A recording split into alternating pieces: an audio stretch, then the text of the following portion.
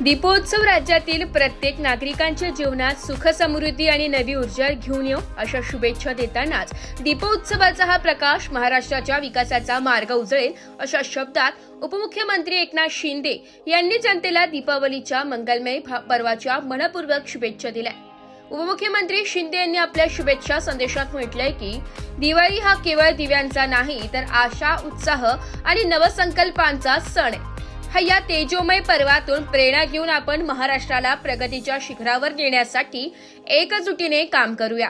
राज्याच्या सर्वसमावेशक विकासाचे स्वप्न पूर्ण करण्यासाठी आम्ही शासन कटिबद्ध असून या दिशेने आम्ही अथक प्रयत्न करीत असल्याचं त्यांनी म्हटलंय।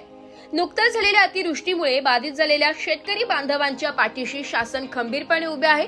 बळीराजा संकटात असताना त्यांची दिवाळी कडू होणार नाही याची पूर्ण काळजी शासनाने घेतली आहे। त्यांच्या डोळ्यातील अश्रू पुसण्याचे काम सरकारने प्राधान्याने केले। ही दिवाळी त्यांच्या आयुष्यात पुन्हा चांगले दिवस घेऊन येऊ आणि त्यांचे दुःख संकटे दूर होऊ अशी भावनाही त्यांनी व्यक्त केली आहे। कर्मचाऱ्यांची दिवाळी गोड करण्याचा प्रयत्न केल्याचं सांगत ते म्हणाले की शेतकरी असो व कर्मचारी, समाजातील प्रत्येक घटकाला आनंदात ठेवणे हेच आमच्या महायुती सरकारचे उद्दिष्ट आहे। दिवाळीच्या उत्साहात पर्यावरणाचे भान राखण्याचे आवाहनही उपमुख्यमंत्र्यांनी यावेळी केले। प्रदूषण टाळून आनंद आणि सुरक्षित वातावरणात हा सण साजरा करावा असे सांगून हा दीपोत्सव महाराष्ट्राच्या गौरवशाली वाटचालीस नवी दिशा देणारा ठरो अशा शुभेच्छाही त्यांनी दिल्या।